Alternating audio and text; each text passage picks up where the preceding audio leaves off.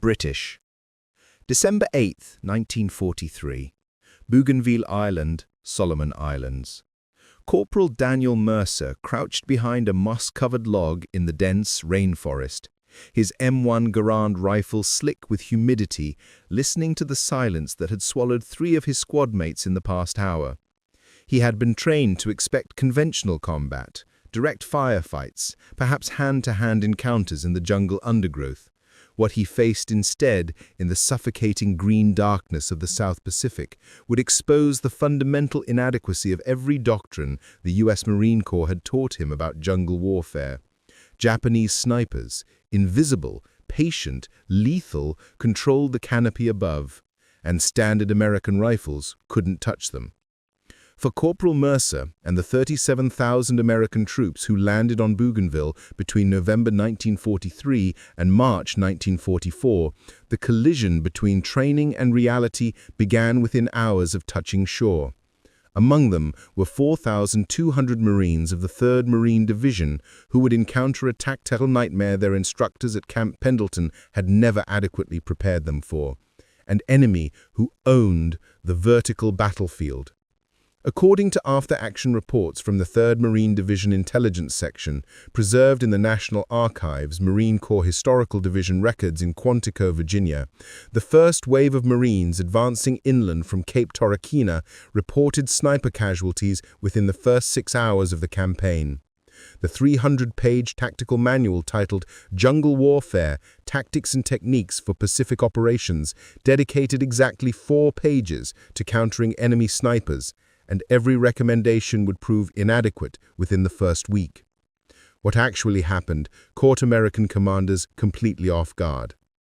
Major William Hutchison, commanding officer of 2nd Battalion, 21st Marines, recorded in his combat diary, now housed at the National Museum of the Marine Corps, his first encounter with Japanese sniper tactics.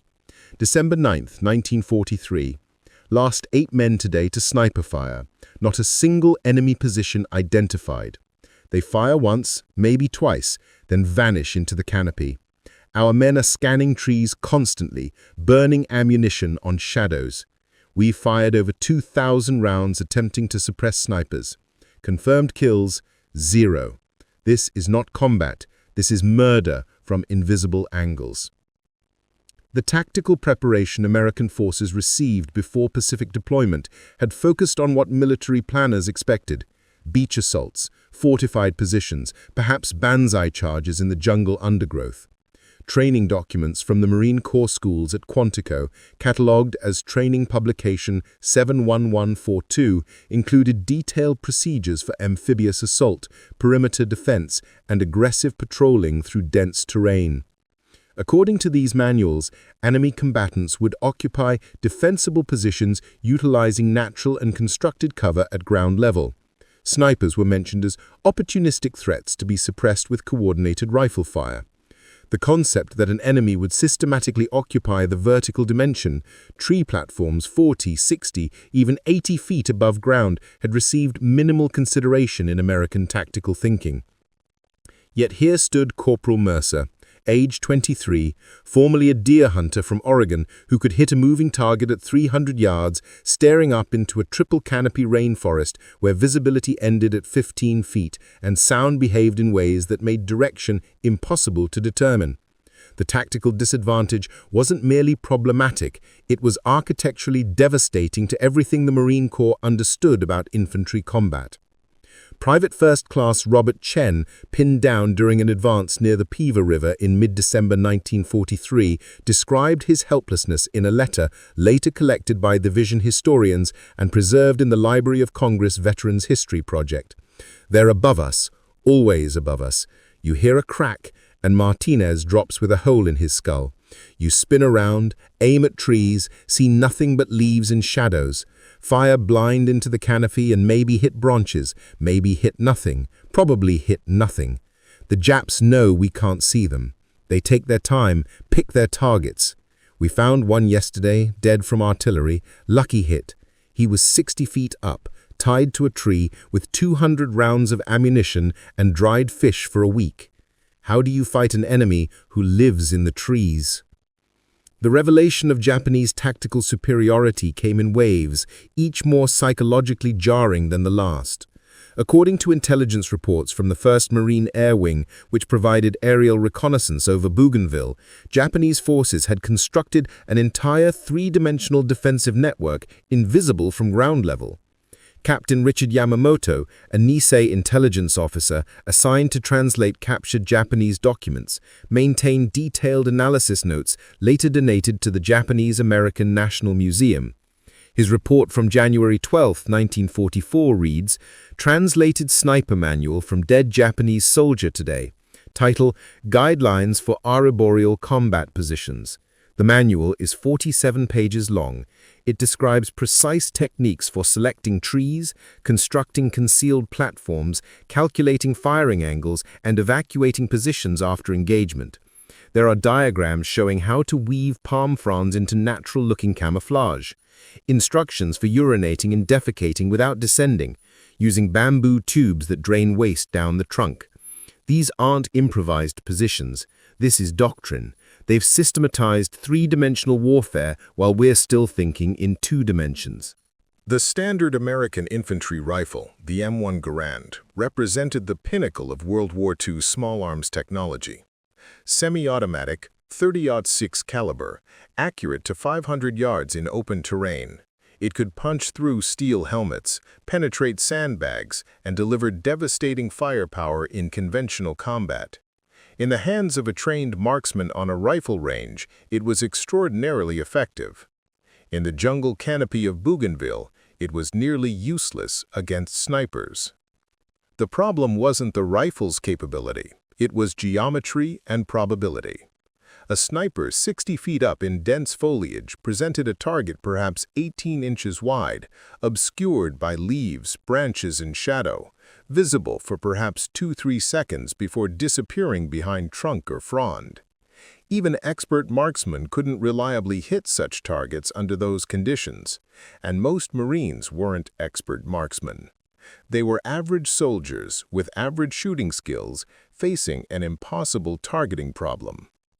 Sergeant Michael O'Brien, a pre-war competitive shooter who had scored expert on every qualification range, expressed his frustration in an interview recorded for the Marine Corps Oral History program in 1987. "I could shoot. I was damn good. Put me on a range with paper targets and I'd put holes where you wanted them. But good didn't matter up there in that green hell. I'd see movement at 40 feet vertical, fire 3 rounds before my target vanished, and have absolutely no idea if I'd hit leaves or flesh or air.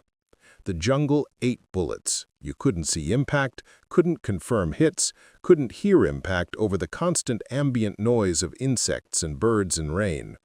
The Japs would wait until you emptied your clip shooting at ghosts, then nail you during reload. They were patient. We were desperate." According to casualty analysis from the 3rd Marine Division Medical Battalion, compiled by Lieutenant Colonel Patricia Morrison and archived at the National Museum of Health and Medicine in Silver Spring, Maryland, sniper fire accounted for 34% of all combat deaths on Bougainville during December 1943, far exceeding deaths from machine gun fire, mortar fire, or direct assault, 19%, 23%, 24%, respectively. More revealing were the wound patterns. Of 412 Marines killed by sniper fire in December 1943, 387 were shot in the head or upper torso, a precision rate of 94%. The accuracy wasn't accidental or lucky. Japanese snipers were selecting their shots with deliberate care, waiting for clear targets and firing with surgical precision that conventional suppressing fire couldn't prevent or disrupt. The statistical reality was devastating to morale. A Marine had a better chance of surviving a banzai charge, where at least he could see and shoot his attackers, than surviving a 3-day patrol through sniper-controlled jungle. The invisible enemy was killing with impunity, and American tactical doctrine offered no viable countermeasures. The Marines tried everything their training and desperation could devise. They fired blind into canopy whenever they heard shots, wasting thousands of rounds on empty air. They called in artillery barrages on suspected sniper trees, expending precious ammunition to shred vacant forest while the actual snipers had already relocated. They sent scout teams to climb trees and hunt snipers at their own altitude, a tactic that resulted in 23 Marines falling to their deaths in the first 2 weeks, either from losing their grip or from being shot while climbing. Some units tried marking trees with suspected sniper positions and avoiding those areas entirely, which only ceded more territory to Japanese control. Others attempted to burn out sections of forest with flamethrowers, creating massive fire hazards that threatened their own positions. A few desperate soldiers fired tracer rounds to try to ignite trees, hoping to smoke out snipers, a tactic that rarely worked and often revealed the shooter's position. Nothing worked consistently. The Japanese controlled the high ground, and American doctrine had no effective answer. Private James Kowalski, part of a scout team that attempted counter-sniper operations, kept a diary that was confiscated during routine mail censorship but later released to his family and donated to the Wisconsin Veterans Museum. His entry from December 18, 1943, reveals the psychological toll of fighting an invisible enemy. Climbed a tree today. Lieutenant said we needed eyes up high. Took me 20 minutes to get 40 feet up, and I made so much noise doing it, a deaf man could have tracked me. Every branch crack sounded like a gunshot. Got to a platform height and realized I could barely see 30 feet horizontally through the damn foliage. The Japs could be anywhere, 10 feet away or 100 yards. Started shaking so bad I nearly fell. My hands were slipping on the wet bark. Could smell my own fear. Came down as fast as I could. Never going up again. I don't care what they order. We're outmatched. They've been perfecting this since China in '37. We've been doing this for 6 weeks. They're going to kill us all, one by one, from trees we can't even see into. The sense of helplessness permeated every level of the division. Marines who had fearlessly charged machine gun nests became paralyzed by the invisible threat above. Men who had never questioned orders began refusing patrol assignments. The sniper threat was doing what direct combat couldn't, breaking Marine morale through the constant gnawing certainty of death from unknowable angles. By late December 1943, the situation had become critical. The 3rd Marine Division was experiencing casualty rates that, if sustained, would render it combat ineffective within 8 weeks. Japanese snipers had effectively stalled the American advance inland, creating a tactical stalemate that favored defenders who could remain hidden indefinitely while attackers had to expose themselves to move forward. But something was about to change the calculus of vertical warfare. In late December 1943, a shipment arrived at Cape Torokita that would transform the jungle battlefield in ways no tactical planner had anticipated. It wasn't a new rifle design. It wasn't specialized sniper equipment. It wasn't advanced optical sights or armor-piercing ammunition. It was 200 Winchester Model 97 and Model 12 shotguns, 12-gauge pump-action weapons originally manufactured for American law enforcement and civilian bird hunting. Crude, simple, brutally effective at close range. And they were about to rewrite the rules of jungle combat in the Pacific Theater. The shotguns arrived almost by accident, the result of one junior officer's unorthodox thinking. According to requisition records from the 1st Marine Division quartermaster, preserved in supply document QM 44143 at the National Archives, the weapons had been personally requested by Lieutenant Marcus Beaumont, a platoon leader from Louisiana who had spent his youth hunting ducks in the bayous around New Orleans. Lieutenant Beaumont had filed a formal request in November 1943 citing urgent need for wide dispersion weapons for close-quarters jungle engagement against elevated threats. His reasoning was simple. If you couldn't see your target clearly enough to aim precisely, you needed a weapon that didn't require precision. You needed a weapon that filled space rather than targeted points. The request had traveled up the chain of command, where it was approved more out of curiosity than confidence. The Marine Corps had no official doctrine on shotgun deployment in the Pacific theater. Some units in the Philippines during 1941-42 had used them for perimeter defense and close-quarters building clearance, but they'd never been seriously considered for anti-sniper operations. The prevailing wisdom held that shotguns lacked the range and penetration for serious military applications beyond trench warfare. Lieutenant Beaumont didn't care about prevailing wisdom. He cared about keeping his men alive. He distributed the first 30 shotguns to volunteers in his platoon on December 28, 1943. His instructions, recorded in the unit log preserved at Camp Lejeune's Historical Division, were deceptively simple. When you see movement in the canopy, don't aim like you would with a rifle. Point like you're shooting ducks in a marsh and fire. Multiple shots if you have time. The pattern does the work. Most of the Marines who accepted the shotguns were skeptical. The weapons felt wrong, too light, too short, too civilian. They lacked the military precision of the M1 Garand. They felt like toys compared to real infantry weapons. Several men joked that Beaumont was arming them with Grandpa's bird gun to fight the Japanese Empire. The skepticism lasted exactly 2 days. The first engagement occurred on December 30, 1943, during a routine patrol near Hill 1000, a heavily forested elevation that had cost the Marines 17 casualties in the previous week. Corporal Thomas Reeves, carrying a Model 97 loaded with 00 buckshot, 9 .33 caliber lead pellets per shell, heard the distinctive crack of a Type 38 Arisaka sniper rifle. His squadmate, Private Eddie Sullivan, dropped instantly with a bullet through his chest. The shot had come from above and ahead, but the jungle acoustics made precise location impossible. Reeves spun toward the general direction, saw branches moving about 45 feet up in a dense banyan tree, and fired without shouldering the weapon properly. 9 lead pellets, spreading in a roughly 18-inch pattern at that range, shredded through palm fronds and struck the concealed platform. A Japanese sniper, later identified as Superior Private Takeshi Yamada of the 6th Infantry Division, fell from the tree, struck by multiple impacts to his torso and left arm. It was the first confirmed sniper kill by an American Marine in 3 weeks of continuous combat on Bougainville. The Japanese soldier survived long enough to be interrogated by Captain Yamamoto, the Nisei intelligence officer.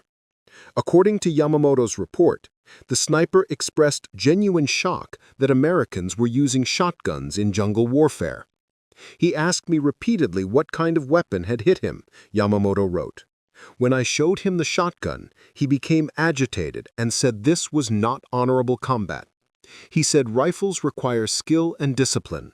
Shotguns require only pointing. He seemed personally offended that Americans would use such a weapon against snipers.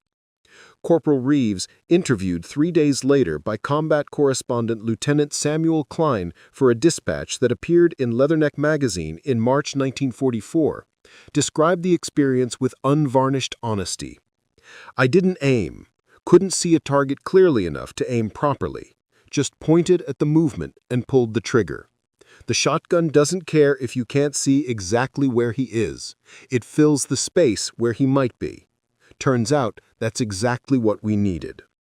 This whole time we've been trying to thread needles in the dark. Beaumont gave us a weapon that paints with a brush rather than a pencil. Simple as that.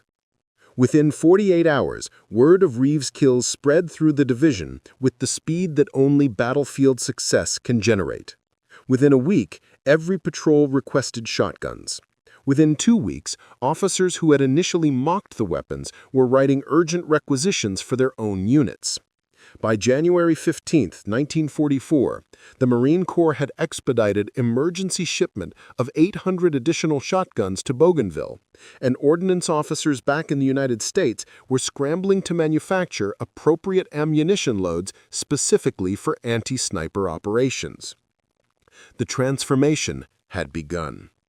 The weapon that Japanese snipers had dismissed as beneath military consideration, a civilian sporting gun designed for hunting birds, was about to systematically dismantle their carefully constructed tactical advantage. The Marines didn't yet fully understand the implications of what they had discovered. Neither did the Japanese. But in the trees above Bougainville, the invisible hunters were about to become the hunted. The rules of jungle warfare were changing, and the change would ripple across every Pacific Island battlefield for the remainder of the war. By January 1944, the shotgun had become the most requested weapon on Bougainville. According to munitions distribution records from the Pacific Theater Ordnance Command, archived at the Defense Technical Information Center in Fort Belvoir, Virginia, shotgun requisitions increased 340% between January and March 1944. The 3rd Marine Division alone requested 1,200 additional shotguns and 50,000 rounds of specialized buckshot ammunition. The transformation wasn't merely about firepower, it was about psychology, probability, and the fundamental mathematics of jungle combat. Lieutenant Colonel Franklin Hayes, who had initially dismissed shotguns as inappropriate for military operations, reversed his position after observing their effectiveness firsthand. His tactical assessment, filed February 14, 1944, and preserved at the Marine Corps University Archives, acknowledged the weapon's revolutionary impact. The shotgun solves the essential problem of canopy warfare, target acquisition uncertainty. A rifle shooter must identify, aim, and fire at a specific point. In dense jungle, this process takes 3 to 5 seconds. The sniper relocates in 2 seconds. The shotgun eliminates this gap. Point toward threat, fire, saturate the space. We've increased confirmed sniper kills by 470% in 6 weeks. The statistics told the story more clearly than any tactical analysis. During December 1943, before shotgun deployment, the 3rd Marine Division recorded 412 deaths from sniper fire, with only 3 confirmed sniper kills, a devastating ratio of 137 to 1. By February 1944, with widespread shotgun adoption, that ratio had shifted to 89 Marine casualties against 124 confirmed sniper eliminations, a complete reversal of battlefield dynamics.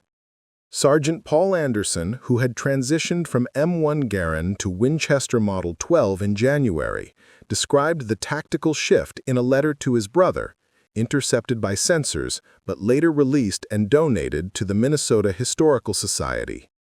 The Japs are getting nervous, you can tell. They're not staying in positions as long.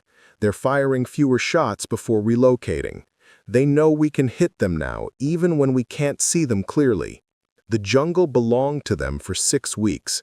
Now it's contested territory. They're still dangerous, but they're not invincible anymore. The Japanese response revealed the depth of their tactical disruption. Captured documents from the 6th Infantry Division, translated by Allied intelligence and catalogued as ATIS Report 18-3344, included desperate orders from Japanese command, dated February 1944. American forces employing close-range scatter weapons with devastating effect against elevated positions. Snipers must increase mobility, reduce engagement time, abandon fixed platforms.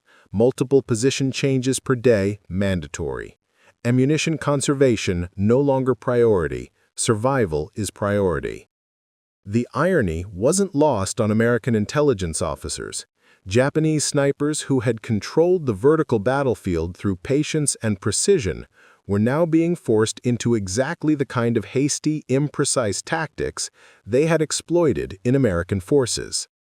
Private First Class Eddie Wong, assigned to a specialized anti-sniper squad formed in February 1944, kept a detailed journal, later archived at the Hoover Institution Library. His entry from February 28, 1944, captured the evolving tactics. We hunt them now. Used to be they hunted us. Now we move through jungle with shotguns ready, watching canopy constantly. When we spot movement, 3 of us fire simultaneously at the same area. 36 pellets filling a 6-foot sphere. The Japs can't dodge probability. Found 2 yesterday, both hit, both dead before they reached ground. They're adapting, but not fast enough. But the transformation extended beyond simple kill ratios. The psychological impact of the shotgun fundamentally altered Marine behavior in the jungle. Soldiers who had moved through the rainforest in constant terror of invisible death now patrolled with renewed confidence. The weapon that required less skill to employ effectively democratized anti-sniper capability across the entire force. Corporal Vincent Torres, a former factory worker from Detroit with minimal hunting experience, exemplified this democratization. His after-action report from March 12, 1944, preserved in the 21st Marines Historical Archive, documented his first sniper elimination. Never considered myself a great shot, qualified marksman, nothing special. But with the shotgun, I don't need to be special. Heard rustling above us during patrol near the Torquay River. Pointed up, fired twice. Japanese sniper fell, hit by 11 pellets. Captain said I did good. I said the shotgun did good.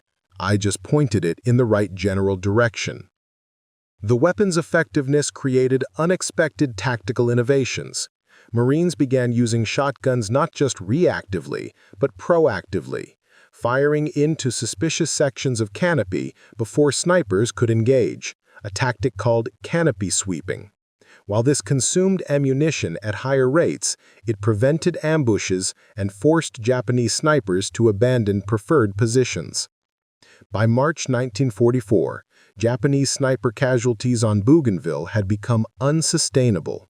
According to captured casualty reports from the 6th Infantry Division, translated and archived as document MIS-X19477, Japanese sniper units suffered 68% casualties between January and March 1944, losses that would have taken 6 months to accumulate using previous American tactics. The Battle of Hill 700 in late March 1944 demonstrated the complete tactical reversal. American forces advanced through heavily forested terrain that would have been suicidal 3 months earlier. Armed with 240 shotguns distributed across 4 companies, Marines systematically cleared the vertical battlefield. Japanese defenders, unable to establish effective sniper positions, fell back to ground-level defensive lines, where American numerical and firepower superiority proved decisive. Major William Hutchinson, whose December diary had documented helpless frustration, wrote a starkly different assessment in April 1944. The jungle no longer belongs to Japanese snipers. The shotgun didn't just neutralize their advantage, it reversed it. We're hunting them in their own preferred terrain. This wasn't sophisticated military innovation, this was practical problem solving. Sometimes the best solution isn't the most technologically advanced or doctrinally sophisticated. Sometimes effectiveness comes from matching weapon characteristics to environmental realities, from abandoning preconceptions about proper military equipment, from solving problems practically rather than theoretically.